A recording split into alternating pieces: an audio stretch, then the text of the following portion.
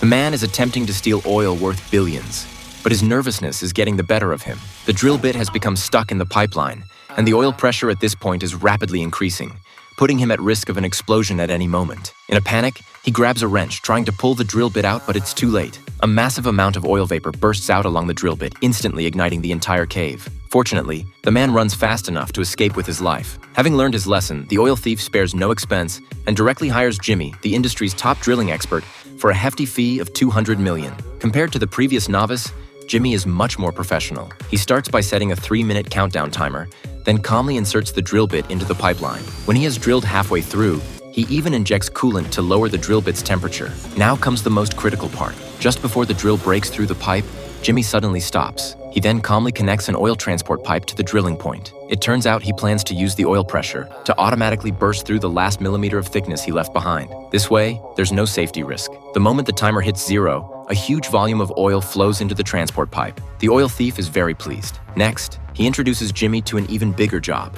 This time, the client is an oil tycoon who plans to steal oil worth $100 billion. As a reward, Jimmy can earn $1 billion.